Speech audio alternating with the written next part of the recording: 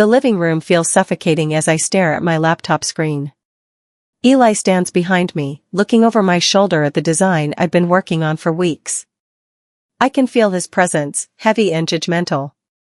Then I hear it. That low chuckle that makes my stomach drop. "You really think this amateur stuff could win anything?" he says, his voice dripping with mockery. It's not the playful teasing I fell for in college.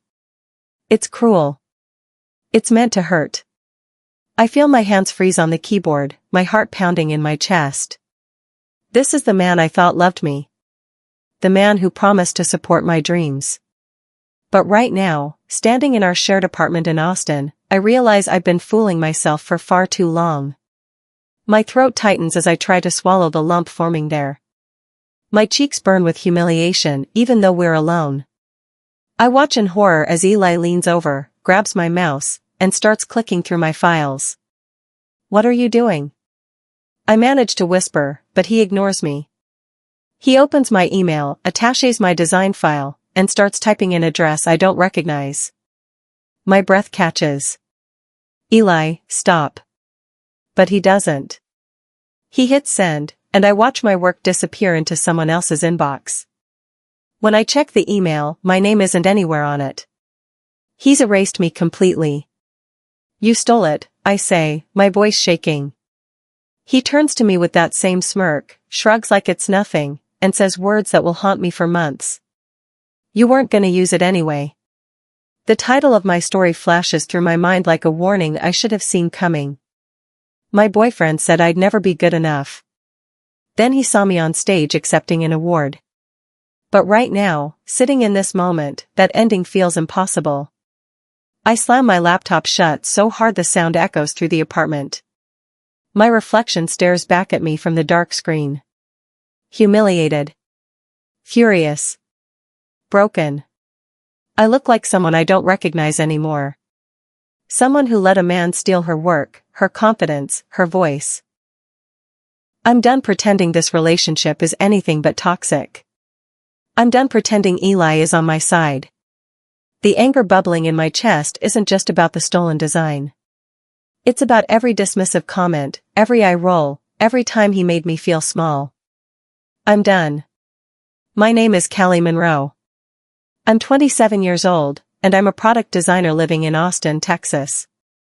At least, that's what I tell people. The truth is, I've been hiding behind that title while working part-time at a design firm that barely notices I exist. I fell in love with Eli back in college, back when he told me I was different from other girls. He made me feel seen, special, like I mattered. He'd watch me sketch for hours, saying I had a gift. For years, I believed him. I thought he was my biggest supporter. But somewhere along the way, things changed. He stopped encouraging me and started tearing me down. And I let him. I stayed because I thought love meant sacrifice. Now I realize he never wanted me to succeed. He just wanted someone he could control. We met at a campus job fair during our junior year. I was sitting alone at a table, sketching a redesign of a coffee machine in my worn notebook. Most people walked past without a second glance, but Eli stopped. He leaned over, looked at my drawing, and smiled. "You're creative." "I like that," he said. Those 5 words hooked me instantly. Nobody had ever looked at my work and seen potential before. He sat down, asked about my major, my dreams, and my favorite designers. We talked for 2 hours. By the end of the fair, he had my number and I had butterflies I couldn't ignore. He seemed genuinely interested in my ideas. Looking back now, I see the truth. He liked how small I made myself to fit beside him. He liked that I was talented enough to be useful but not confident enough to threaten him. At first, the undermining was subtle. Little jokes about my hobby, as if design wasn't a real career. When I'd spend weekends working on projects, he'd sigh loudly and say things like, "Still playing with your drawings?" I'd laugh it off, tell myself he was joking. He didn't understand the industry, that's all. When I landed my first junior position at a design firm, I thought he'd be proud.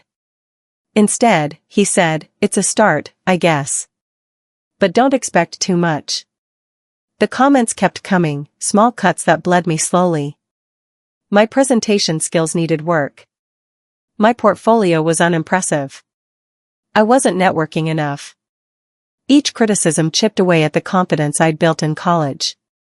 I started second-guessing every decision, every design choice. I told myself he just wanted me to be better. That he cared. But love shouldn't make you feel worthless. Everything changed when my firm selected me to pitch a new sustainability concept for a national design award. It was the breakthrough I'd been waiting for. The competition focused on eco-friendly product innovation, and I had ideas that could actually make a difference. For the first time in years, I felt proud of something I created.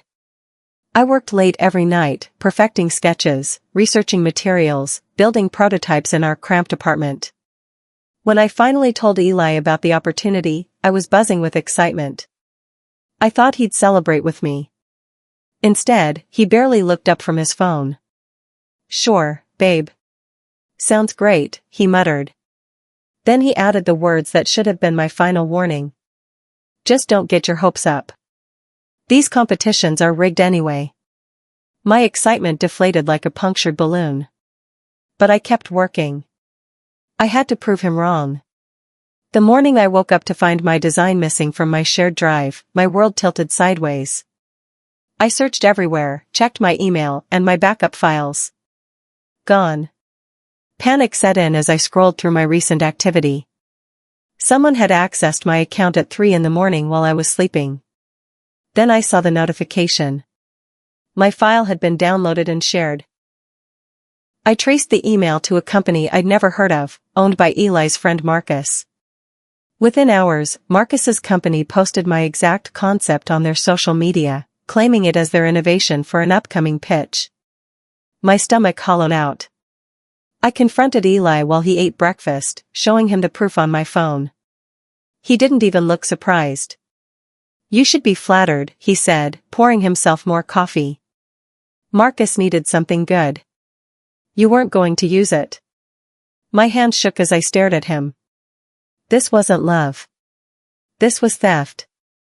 I packed my bag while Eli watched television, sprawled on the couch like nothing had happened. I moved mechanically, shoving clothes into my duffel, grabbing my sketchbook and laptop. My vision blurred with tears, but I refused to break down in front of him. "You're overreacting," he called from the living room, not even turning his head. "You'll come back. You always do." Those words were meant to hurt, to remind me of every time I'd forgiven him before. Every fight where I'd backed down, apologized, made myself smaller. Not this time. I zipped my bag, grabbed my car keys, and walked toward the door. The rain was pounding outside, but I didn't care. "Callie, seriously?" he said, finally standing up. "Where are you even going to go?" I didn't answer. I just walked out into the storm, crying so hard I could barely see the road ahead. For 3 weeks, I slept on my friend Jordan's couch in a studio apartment that smelled like incense and old takeout. I applied for jobs every day, sending my portfolio to dozens of companies. None called back. My confidence was shattered into pieces I couldn't glue together. Every time I opened my sketchbook, I heard Eli's voice in my head. "Amateur. Not good enough. Won't amount to anything." I stopped drawing. Stopped designing. I'd lie awake at night, staring at Jordan's ceiling, wondering if Eli had been right all along. Maybe I wasn't talented. Maybe I was just fooling myself. Jordan would try to encourage me, bringing me coffee and telling me I was brilliant. But her words felt hollow against the weight of Eli's cruelty. Rock bottom wasn't dramatic. It was quiet, gray, suffocating. It was believing that the person who hurt you was telling the truth. One night, unable to sleep, I scrolled through online design communities on my phone. I wasn't looking for anything specific. Just distraction from my thoughts. That's when I saw it. A posting from a small startup called Verde Concepts. They were seeking a freelance designer for an eco-friendly product line. The pay wasn't great. The contract was only 1 month. But something about the posting made my heart skip. They wanted someone passionate, someone willing to take risks. My fingers hovered over my laptop keyboard. Every doubt Eli had planted in my mind screamed at me to close the page. But another voice, quieter but stronger, whispered that I had nothing left to lose. Before I could overthink it, I attached my portfolio and wrote a simple cover letter. I hit send at 2 in the morning, then immediately regretted it. What if they laughed at my work? What if Eli was right? 3 days later, Verde Concepts emailed me back. They wanted to hire me for a trial month. The pay was barely enough to cover groceries, but they said something that changed everything. Your portfolio shows real vision. We'd love to see what you can do. I read that email 5 times, tears streaming down my face. Someone believed in my work. Someone saw value in what I created. The first time my design was used publicly, it was for a reusable water bottle campaign. My name was printed on the promotional materials, small but visible. I cried quietly in the break room, holding the flyer like it was made of gold. Jordan found me and hugged me tight. "You're doing it," she whispered. "You're really doing it." For the first time since leaving Eli, I felt like maybe I could survive this. Maybe I could be more than his cruel words made me believe. The grind started immediately. I worked day shifts at a diner downtown, serving coffee and pancakes to pay rent.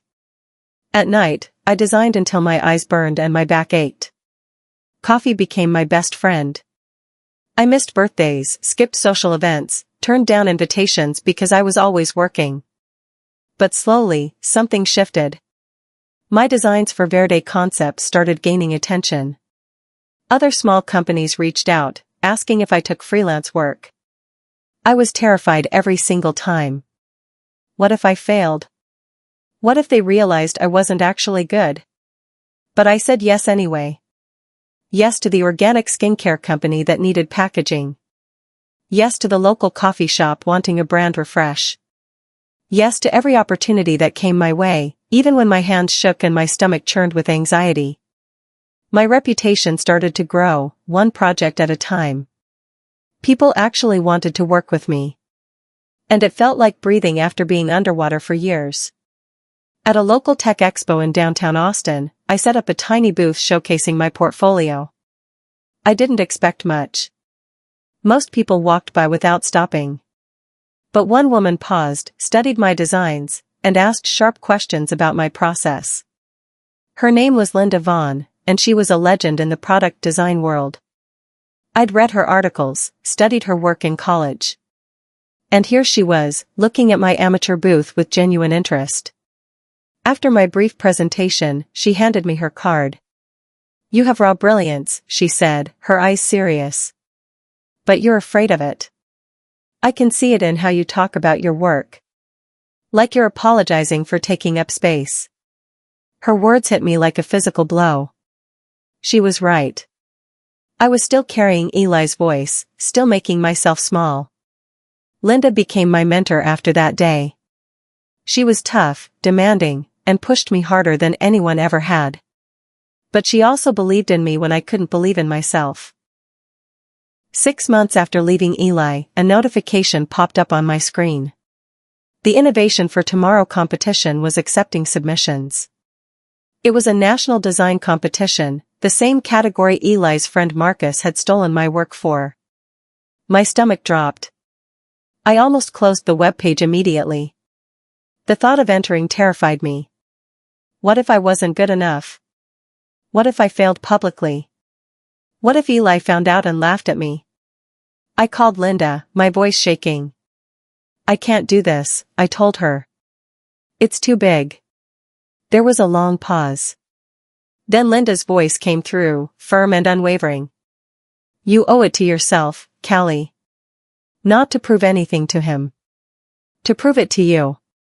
She was right. I'd spent months rebuilding myself, piece by piece. This competition wasn't about revenge. It was about showing myself what I was capable of. That night, I started designing. This time, I wasn't designing out of fear. I was designing from strength.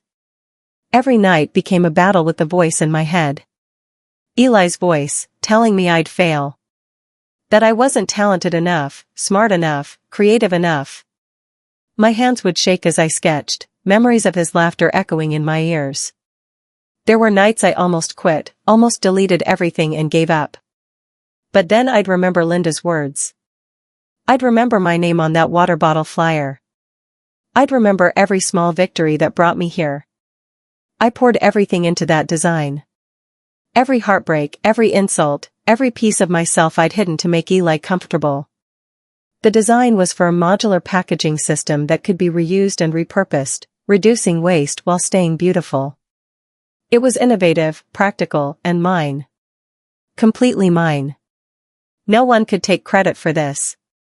No one could erase my name. When I finally finished, I sat back and looked at what I'd created. For the first time in years, I felt proud.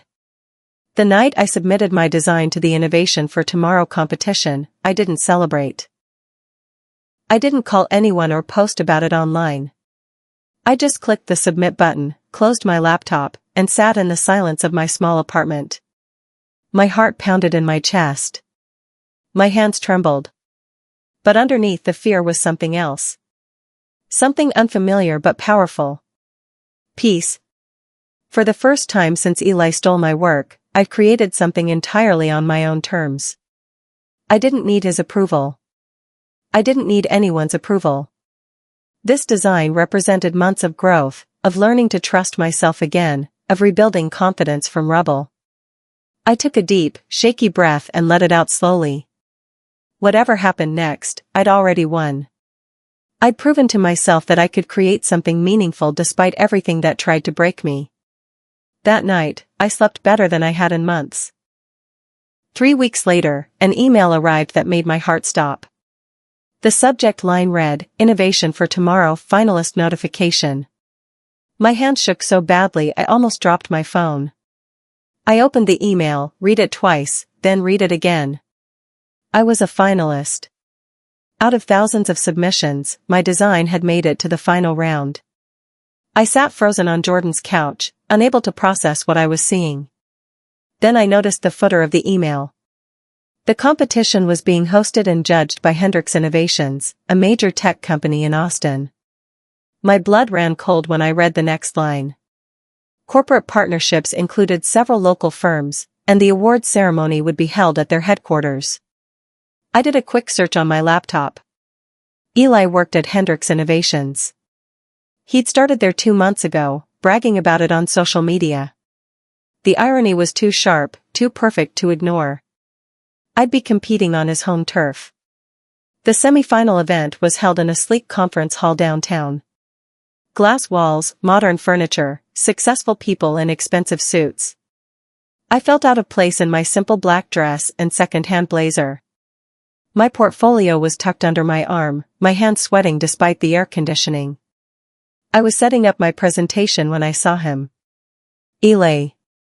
He stood across the room in a perfectly tailored suit, talking to a group of colleagues. He looked the same. That same confident smirk, that same dismissive posture. My stomach dropped. Then his eyes found mine. For a second, he just stared, clearly shocked. Then his expression shifted to something darker. He excused himself from his group and walked over, his jaw tight. "Didn't expect to see you here," he said, his voice carefully neutral. I met his gaze, refusing to look away. "Neither did I replied, my voice steadier than I felt inside. "But I belong here." His eyes narrowed, but he didn't respond. He just turned and walked away.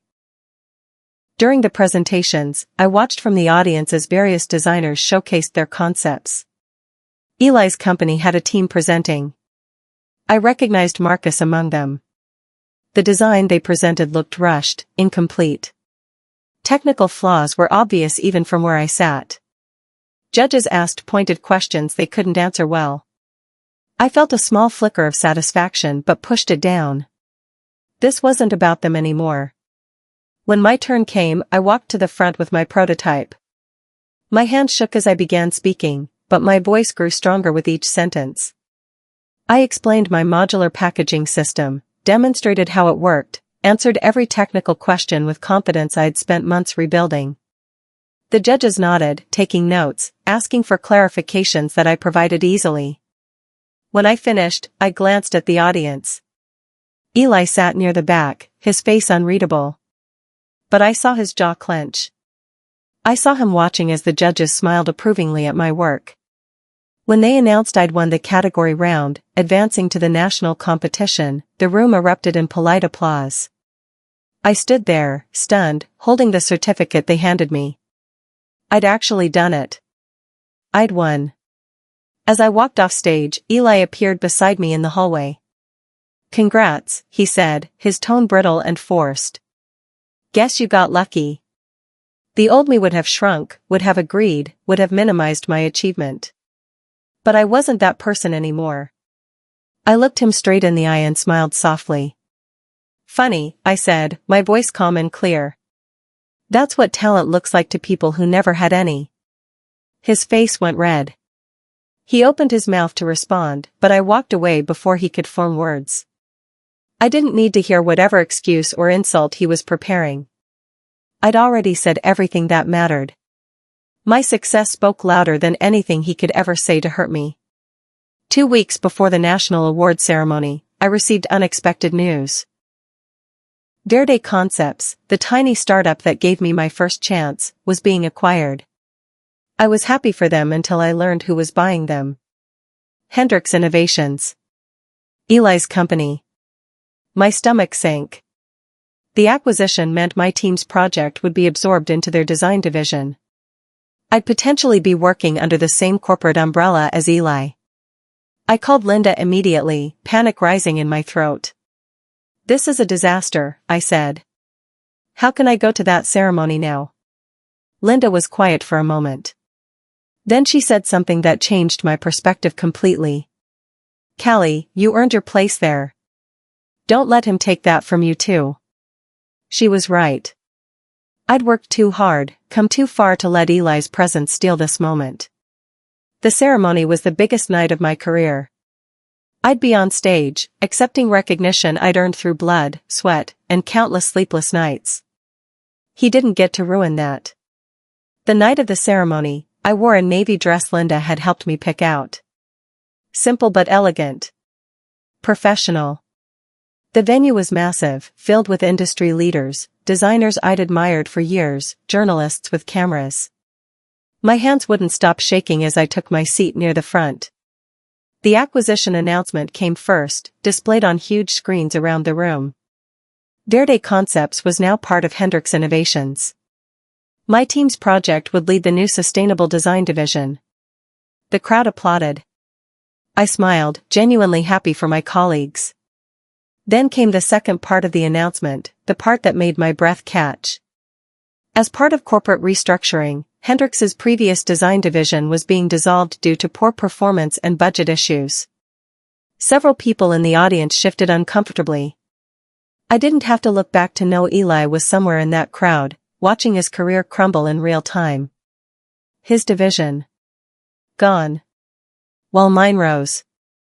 The irony wasn't lost on anyone. When they called my name for the Innovation for Tomorrow award, I stood on shaking legs. The walk to that stage felt like miles. Lights blinded me as I accepted the trophy, heavy and cool in my hands. The applause was thunderous, washing over me in waves. I looked out into the crowd, trying to find a familiar face. That's when I saw him. Eli sat near the middle, his face pale and stunned. Our eyes met for just a second. I didn't feel anger anymore. I didn't feel the need for revenge. Standing on that stage, holding proof of everything I'd accomplished, I realized something profound. My success wasn't revenge. My success was healing. It was proof that his words had been lies. That I was exactly good enough. More than good enough. I'd become everything he said I couldn't be, not to spite him, but because I'd finally believed in myself. The victory wasn't over him. It was for me. I ended my acceptance speech with words that came straight from my heart. Sometimes the people who doubt you the loudest are just afraid you'll prove them wrong. The crowd erupted in applause again. As I walked off stage, trophy in hand, I saw Eli trying to push through the crowd toward me. Security stopped him at the barrier. He called my name, but I kept walking. I had nothing left to say to him. Outside the venue, Linda waited with Jordan and a few colleagues from Verde Concepts. They cheered, hugged me, and took photos with my trophy. We went to dinner at a small restaurant, laughing and celebrating until late. When I got home that night, I placed the trophy on my desk and looked at it for a long time. This was just the beginning. I'd finally become the designer I always knew I could be. More than that, I'd become someone who knew her worth, who wouldn't let anyone steal her voice again. Eli had tried to break me. Instead, he'd forged me into someone stronger than I'd ever been. And that was the greatest victory of all.